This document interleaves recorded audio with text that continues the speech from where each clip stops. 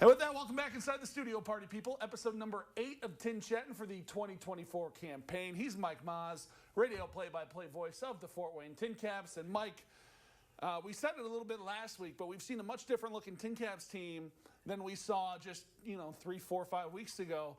After last week, the TinCaps had won 9 of their 12 home games that they played in that 2-week stretch. Playing some better baseball, but it's been a rough start to the week here up in Wisconsin, losing 3 straight. I think you've jinxed this team, you Wisconsin native. 3 tough games on Tuesday, Wednesday, Thursday up in Appleton, Wisconsin. When you have the lead late, and when I say late, in either the 8th or 9th innings, and you cannot close it out, it's rough and it's tough. And they've had chances both offensively and with the pitching staff and the bullpen. So you can't just blame everybody. It's been a team effort, and it's just been one of those stretches where every team's going to face it at some point during a season where the breaks just don't go your way. And they still got to fight it through up in Wisconsin over the weekend and then come back home next week. Yeah, and it's not like Wisconsin's no slouch, Mike. They've got the best record in the league coming into this. Actually, I think now coming into Friday night here, they've got the best record in the league. But, they're not a bad team. So it's a good test for this team on the road. But still, like we said, this is a much different looking TinCaps team than we saw 5 weeks ago. They're playing much better baseball. They've given themselves opportunity to be in these games despite the outcome here these last few nights. We talked about it before we started the segment. The team went through a stretch where they lost 15 out of 19. You go from first place to last place in less than a week, and anything that could go wrong did go wrong. Then they come back home, and all of a sudden the bats come alive. You take 5 out of 6 from South Bend, you have an off day, and then you start the Lansing series winning 12-1 and 12-5. So it was great to have that 2-week stretch where they win 9 out of 12. And I know this road trip actually began a day early on the off day Monday because they busted up to Milwaukee and got to see the Brewers play the Cubs.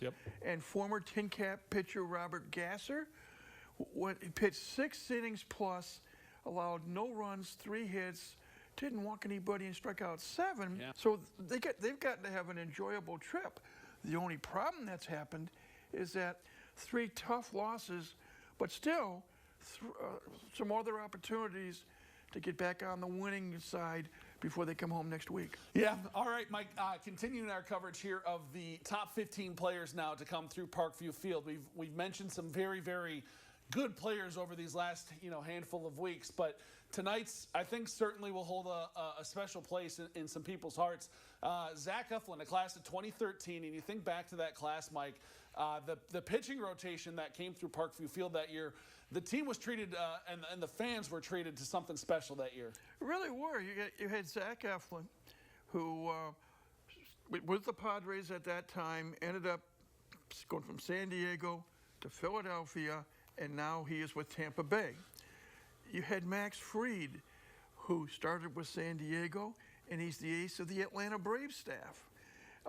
You've got Joe Ross, who won a World Series ring. With Washington. With Washington, and now he's with your favorite team, the Brewers. And there's a couple of others off the top of my head. But those three are 3 excellent starting pitchers who are making their mark in the major leagues right now. Yeah, they are. Unfortunately, none of them are in a Padres uniform. But Zach has developed a breaking ball, which is his key pitch right now with the Tampa Bay Rays. And he's one of their leaders. Tampa Bay's been hit by injuries, as most teams have been this year. But he is counted on to be one of, if not the ace, one of the aces of the staff in Tampa Bay. Yeah, and no slouch during his time here in Fort Wayne either, Mike. 22 games, all-start, 7-6 record, a sub-3 ERA. A guy that you, again, saw was going to be a pretty dang good pro when he was here during his time in Fort Wayne. And to take a look back at Zach's time here in the Summit City, here's John Nolan. The TinCaps had a prospect-loaded starting rotation in 2013, featuring Max Fried and Joe Ross. Those former first-round picks have since each won a World Series ring. But who led not only the Fort Wayne staff, but the entire Midwest League in ERA that season? Zach Eflin. He was merely 18 years old on opening day that year, yet posted a 2.73 ERA, a mark that's still good for second lowest in Caps history. And he helped pitch the TinCaps to the league's East Division Championship Series. Eflin's remained very effective ever since. Following a trade, he debuted in the show with the Phillies in 2016.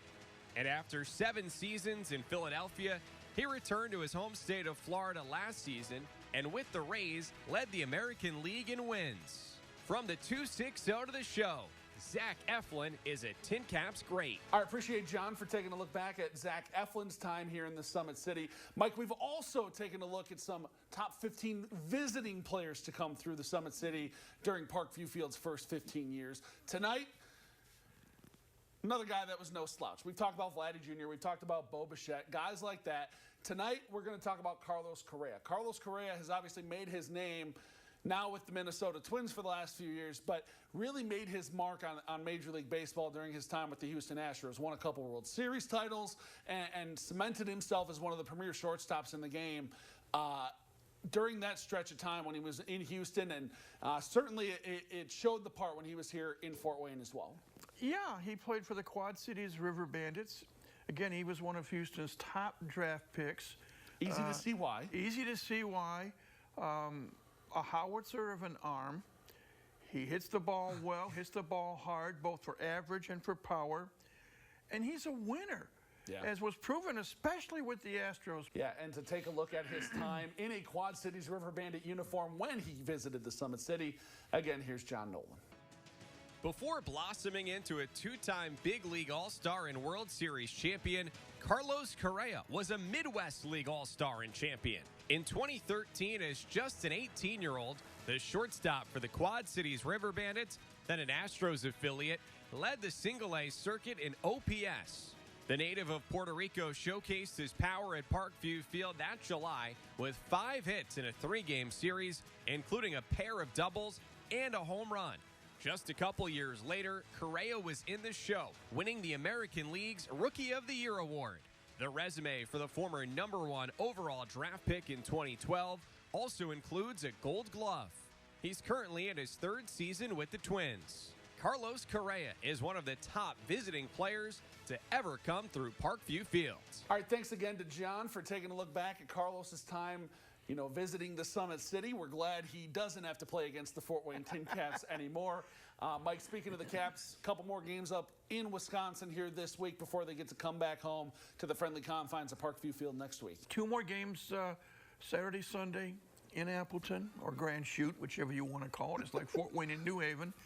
But then the off day Monday, and then a chance to recoup the magic they had last 2 weeks.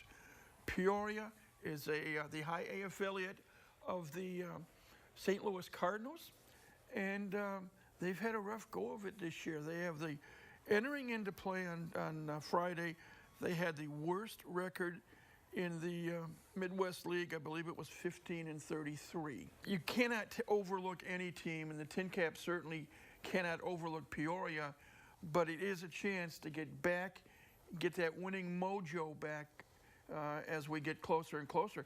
Stop and think, Justin, there's less than 3 weeks left in the first half of this 2024 season. Yeah, just it's all about consistency at this point, and they got to build some consistency heading into the second half. All right, that's going to do it for another edition of Tin Chat. Mike and I are back at the ballpark next week. Until then, though, Maggie and I will be back with more in the locker room right after this break.